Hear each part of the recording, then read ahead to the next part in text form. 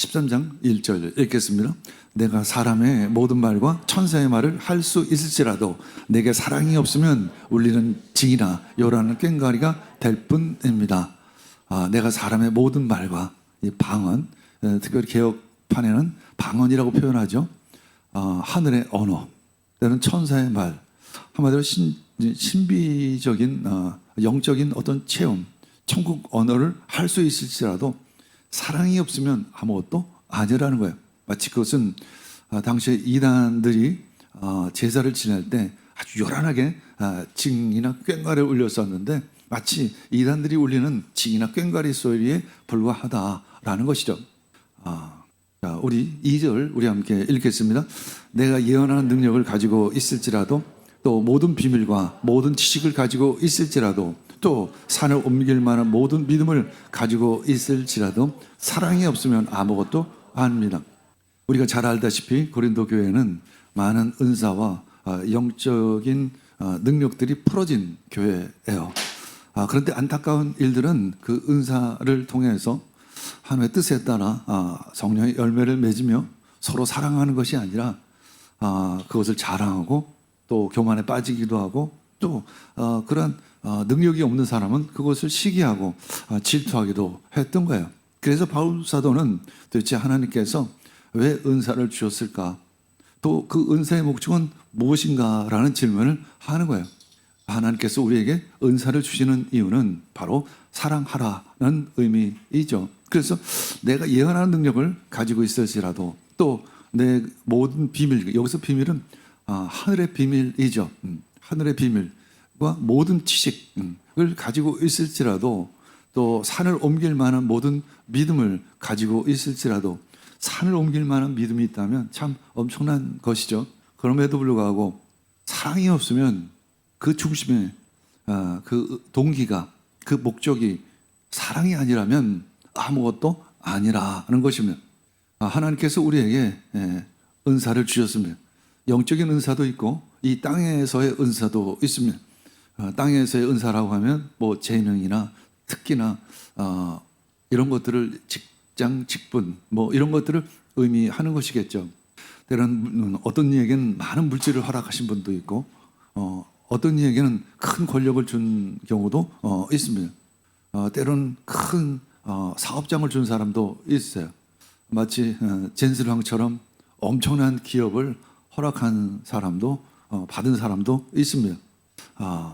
그런 능력을 받을지라도 그 안에 사랑이 없으면 아무것도 아니라는 것입니다. 내가 아무것도 아니요. 이거 특별히 헬라어로 에이미라는 단어를 사용하는데 이것은 영어로 I am이라는 의미예요. I am nothing이라는 것입니다. 나는 아무것도 아닙니다. 나는 아무것도 아니라는 존재 선언이에요. 그렇다면 뒤집어서 얘기하면 내가 everything을 갖기를 원합니다. 그 everything은 뭐냐면 바로 사랑이 되겠죠. 사랑을 가지고 있다면 모든 것을 갖는 것과 같은 것입니다. 그래서 여러분들이 사랑을 추구하시길 원합니다. 3절 읽겠습니다. 내가 내 모든 소유를 나누어 줄지라도 내가 자랑 삼아 내 몸을 넘겨줄지라도 사랑이 없으면 내게는 아무런 이로움이 없습니다. 내가 내 모든 소유를 나누어 줄지라도 소유를 나눠준다는 것 구제의 의미를 가지고 있습니다. 이 구제는 그저 빵을 잘게 떼어져서 이웃들에게 나눠준다는 아주 구체적인 행동을 이야기하고 있어요. 한 조각의 빵이라는 포소미온이라는 단어에서 유래됐는데 그만큼 아주 마치 테레사 수녀처럼 진짜 구제하는 평생을 누군가 봉사하면서 살았을지라도 그 안에 사랑이 없으면 아무것도 아니라는 거예요. 가끔 우리는 봉사하고 구제함을 통해서 내 의를 드러내고자 하는 사람들이 있죠. 한마디로 그것은 날싱이라는 거예요. 아무것도 아니라는 것이죠. 그래서 하나님은 우리가 구제하고 우리가 희생하고 우리가 봉사하고 우리가 전도하고 때로는 선교할지라도 그 중심이 도대체 무엇이냐, 그 동기가 도대체 무엇이냐를 보신다라는 것이죠. 그리고 내가 자랑 삼아 내 몸을 넘겨줄지라도 자랑 삼아 내 몸을 넘겨줘요. 넘겨주다. 이건 순교를 의미해요. 순교도 그 동기를 봐야 한다는 거예요. 여기서 자랑 삼아는 개혁 개정판에는 오히려 불사르게죠. 불사르게 내어줄지라도 내 마음을 불사르게 내어줄지라도. 근데 다른 새 번역에 보면 내가 자랑 삼아. 그래서 일부 사본에는 이 자랑 삼아라는 의미로 번역이 되기도 했어요. 그래서 내가 불사르게 내 몸을 넘겨줄지라도. 그런데 그 속에는 자랑 삼아 순교했다는 거예요. 그러면 뭐라고요? 아무것도 아니라는 것이요. 순교를 했는데 아무것도 아니라는 거예요. 하물며 자신의 목숨을 드렸는데도 아무것도 아니라는 것이죠. 사랑이 없으면 내게는 아무런 이로움이 없습니다. 단지 그것은 자기 과시고 영웅심이라면 그 배당금이 nothing이라는 거예요. 유익이 없느니라. 이 상업적인 용어예요. 아마 배당금의 의미를 가지고 있어요. 배당금이 없다는 거예요. 하늘의 상급이 없다는 거예요. 뒤집어서 우리는 그렇다면 에브리띵은 무엇일까? 모든 것은 무엇일까? 사랑이라는 것. 이것이 바로 기독교인의 삶의 운영 체제가 되어야 될 줄 믿습니다. 그렇다면 나의 에브리띵은 무엇이 되어야 할까? 첫 번째는 나는 무엇을 위해 이것을 하는가? 그 질문하시길 바랍니다.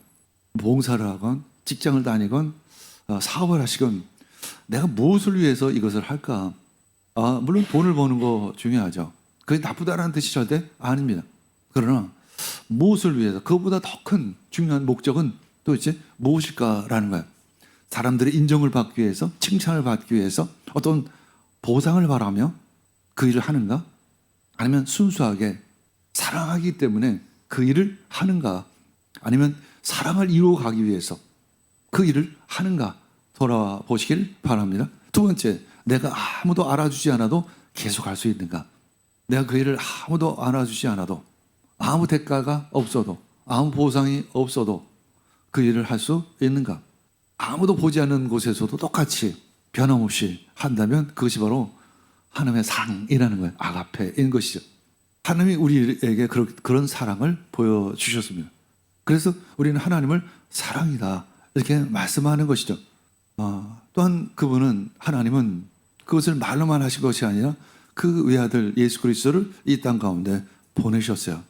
우리가 알아주지도 않았어요. 무리들은 예수님을 오히려 십자가에 못 박았습니다. 어떤 대가도 바라지 않으셨어요. 누군가 인정해 주는 것도 원하지 않으셨어요. 그저 우리를 사랑하시기 때문에 그 아들을 보내주신 거예요. 세 번째, 나는 줄 때 무엇을 느끼는가? 내가 누구에게인가 무엇을 베풀 때 무엇을 느끼는가?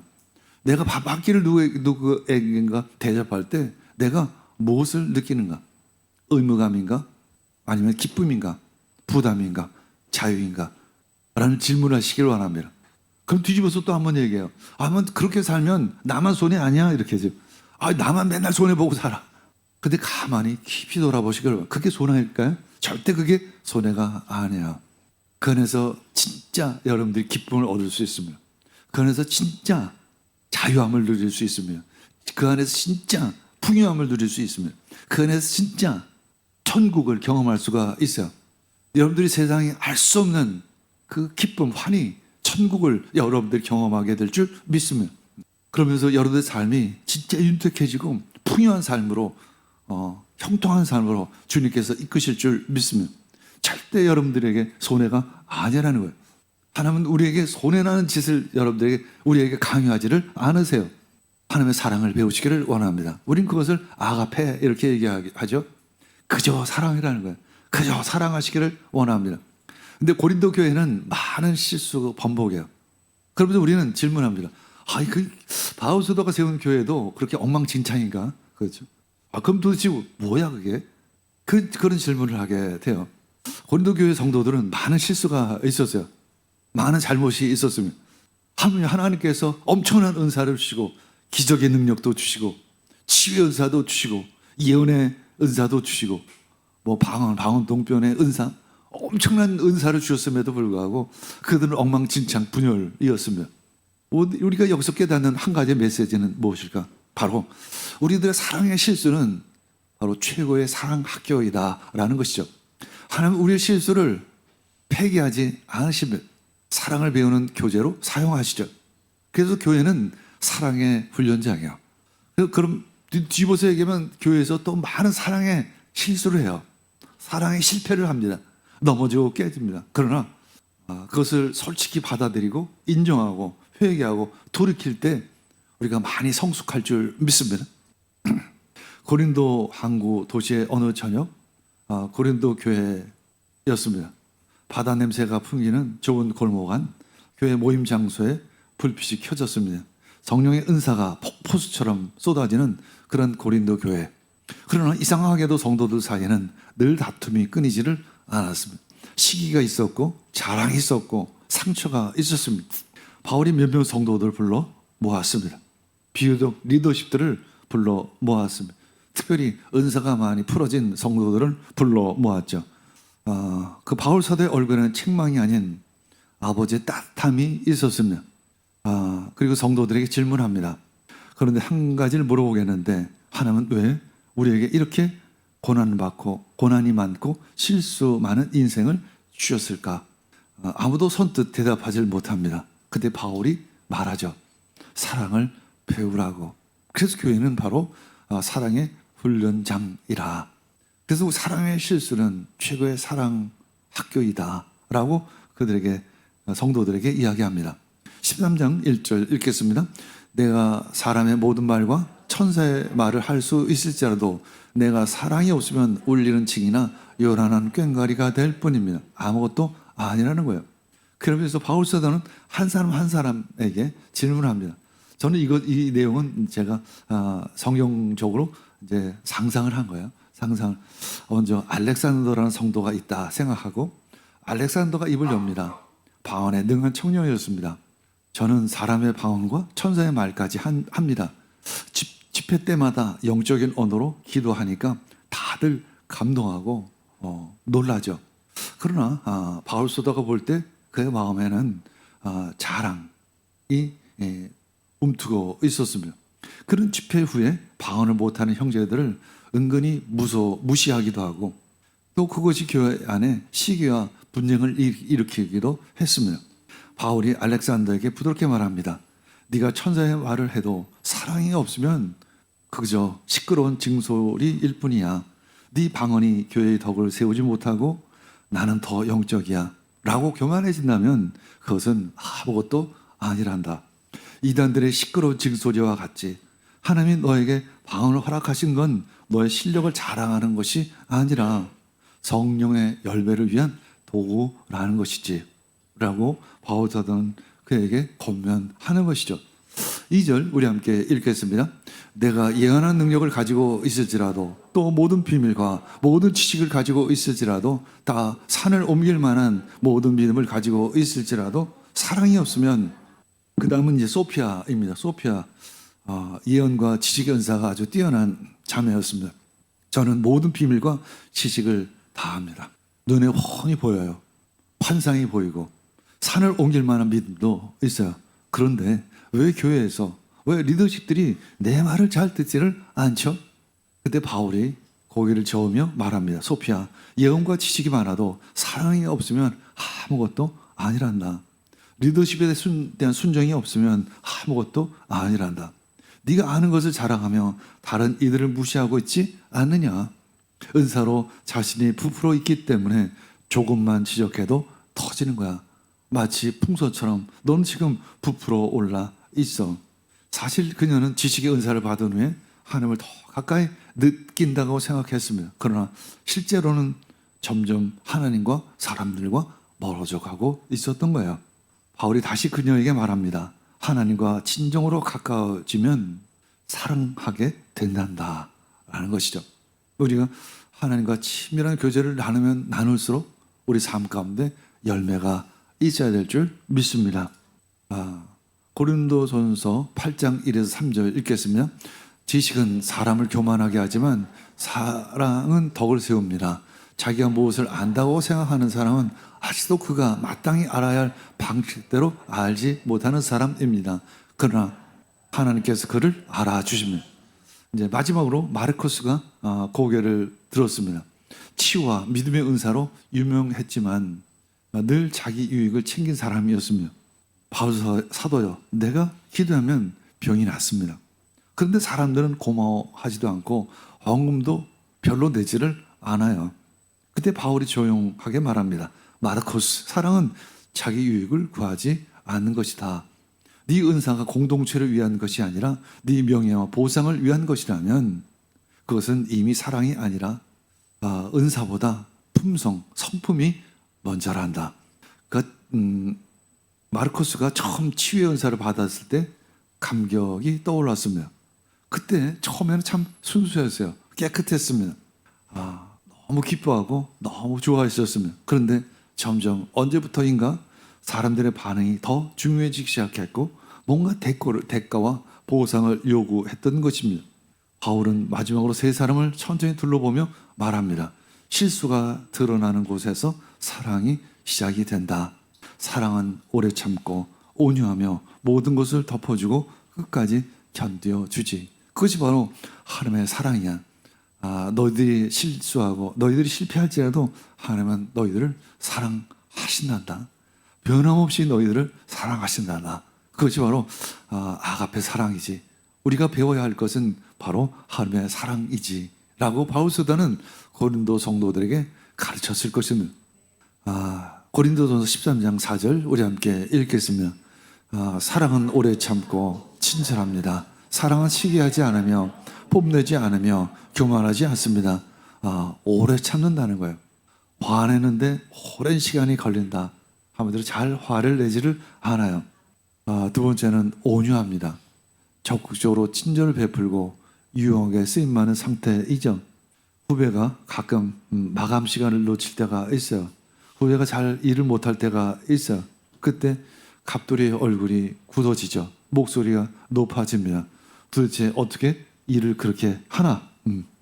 나 같으면 절대 그렇게 하지 않지. 이것은 온유함이 없는 것이죠.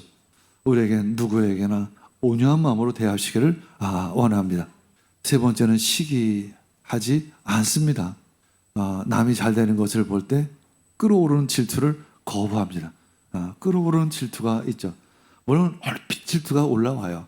얼핏 시기가 올라와요. 그러나 그것이 끌어오를 정도는 아니라는 거예요. 동료의 프로젝트가 예상 밖에 좋은 반응을 얻습니다. 참 남이 잘 되는, 동료가 잘 되는 것을 봐요. 팀 단톡방에 축하 메시지로 가득합니다. 갑돌이가 잠시 마음에 시기심이 끌어오릅니다. 그러나 화면을 잠시 바라보다 조용히 생각을 합니다. 기도를 합니다. 주님, 내 마음 가운데 시기심을 제하여 주시옵소서. 오히려 그를 위해 축복하기를 원합니다. 우리 가운데 시기심이 끌어오르는 것을 거부하시기를 원합니다. 자랑하지 않습니다. 자기 과시를 하지를 않은 거예요. 자신을 포장해서 허풍을 떨거나 뽐내지 않는 것을 의미하는 것이죠. 교만하지 않습니다. 자기 팽창이죠. 마치 아까 소피아처럼 풍선이 부풀어 오르는 그런 이미지예요. 언젠가는 터지죠. 이번에 선거에도 제가 어떻게 될까? 사실 그 결론이 참 궁금했어요. 질문을 했습니다. 보나마나 여당이 엄청난 승리를 할 것 같았어요. 근데 나중에 보니까 많은 실수가 있었어요. 왜냐면 일이 잘 되면 사람은 교만해져요. 그것이 바로 이치예요. 일이 잘 돼도 교만하지 않고 겸손할 수 있는 것, 그것이 영성이에요, 사실은. 그래서 고난이 유익이다 이렇게 이야기하는 것이죠. 5절 읽겠습니다. 사랑은 무례하지 않으며 자기의 이익을 구하지 않으며 성을 내지 않으며 원한을 품지 않습니다. 무례행하지 않는다는 거예요. 품위 없게 타인의 존엄성을 해치거나 행동하지 않는 것을 의미해요. 근데 고린도 교회에 그런 부분이 있었죠. 성찬식 때 먼저 와서 먹는 사람이 있었고 늦게 와서 못 먹는 사람이 있었어요. 오늘 이런 성찬식이 아니에요. 당시에는 마치 잔치예요. 그냥 빵과 이런 걸 놔두고 마음대로 먹고 포도주도 함께 들을 수 있는, 그래서 그것을 애찬이다 이렇게도 이야기를 하는데 당시에는 이런 스타일의 아니라 마치 진짜 잔치를 벌이듯이 그렇게 했죠. 근데 먼저 온 사람이 있었어요. 근데 먼저 온 사람이 누구냐면 대부분 부자예요. 당시의 부자는 여유가 있어요. 시간이 많아요. 그래서 일찍 와서 먼저 흥청망청 포도주 먹고 빵 먹고 그래서 어떤 사람 취한 사람도 있었던 거야. 나중에 온 사람은 누구냐면 가난한 사람이에요. 이 가난한 사람은 늦게까지 일을 해야만 먹고 살 수 있기 때문에 늦게 와서 보니까 성찬식 음식의 빵과 포도주가 다 없어진 거예요. 그러니까 여기저기 다 쫓아다니면서 빵 좀 주세요. 뭐 포도주 좀 주세요. 그러니까 바울 사도가 그들에게 말하는 것이죠. 이건 품위가 없다. 가난한 사람들이 이렇게 가난한 사람들을 이렇게 무시하고 가난한 사람들이 마치 예의가 없이 행동하는 것처럼 너희들이 오히려 그렇게 만들었다라는 거예요. 그것을 보며 물에 행치 말라. 바울 사도가 말합니다. 그렇다고 성내지 마라. 이렇게 그렇다고 화내지 마라. 그냥 가난한 이들 너희들 그렇다고 화낼 걸까지는 없어. 한마디로 날카로운 곳에 찔렸을 때 발작적으로 일어나는 혈기나 짜증을 의미하는 것인데 사실은 마음의 상처가 되죠. 하루 종일 일하고 땀을 뻘뻘 흘리면서 달려왔는데 이 부자들이 먼저 와서 다 먹고 마시고 그냥 취해가지고 한 놈은 고라 떨어지기도 하고 얼마나 화가 날까요?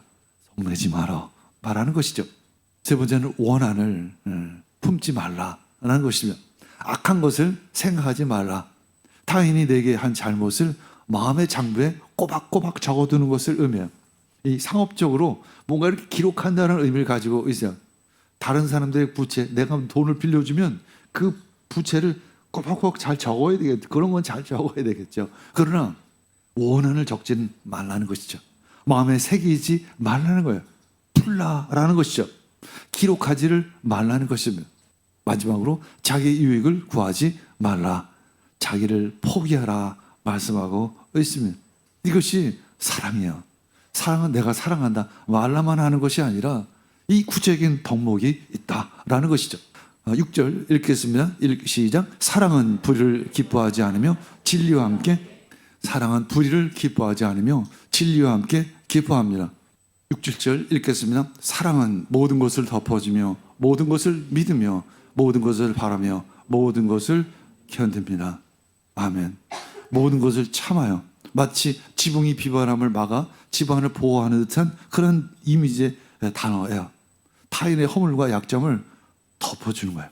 타인의 약점을 드러내지 않기를 바랍니다. 타인의 약점을 드러내면 누가 손해일까요? 결국은 드러내는 사람도 지적을 받아요. 그게 세상에서도 그래요. 사실은 세상에서 제가 이렇게 사람을 딱 볼 때 누군가를 험담해요. 그러면 너는 그러면 그게 이제 사람을 볼 줄 아는 사람은 이 잘못하는 사람만 문제가 아니라 그것을 지적하는데 왜 지적하지 너는? 그것을 다 본다는 거예요. 사회가 엉망진창인 것처럼 보이지만 사람들은 그래도 나름대로 양심이 있고 나름대로의 의의가 있어요. 나름대로 바른 것을 구해요. 그것이 온전하지 않기 때문에 그러한 것이죠. 때로 그것이 왜곡되어 있기 때문에 그런 것이죠. 모든 것을 믿으며 그 사람을 향한 하나님의 일하심과 그 선한 결과를 끝까지 신뢰하는 거예요. 낙천주의가 아니에요. 낙천주의가 아니라 하나님을 믿으니까 하나님께서 선하게 인도하실 것을 확신하는 것이죠. 우리가 힘들고 지금 어려울지라도 하나님께서 선하게 이끄실 줄 믿습니다. 때로는 어려운 일이 닥칠지라도 때로 내가 감옥에 갇힐지라도 그 마지막은 소망이어야 될 줄 믿습니다. 왜 소망을 가질까요? 우리가 예수를 믿기 때문에 예수님께서 간섭하시고 우리가 선한 곳으로 인도하실 줄 믿기 때문에 우리는 소망을 갖는 것이죠. 감옥 안에서 요셉은 형들을 저주하지 않았어요. 왜냐하면 그에게 소망이 있었기 때문에. 보디발의 아내를 원망하며 그 이름을 벽에 마음에 새기지를 않았어요. 왜냐하면 그에게 믿음과 소망이 있었기 때문에. 억울함과 분노를 마음에 품지를 않았어요. 소망이 있었기 때문에. 믿음은 눈에 보이는 것을 따라가지를 않습니다. 보이지 않는 곳에서 일하시는 하나님의 선하심을 신뢰하죠. 이 설교를 준비하는데 마침 그 조선일보 뉴스에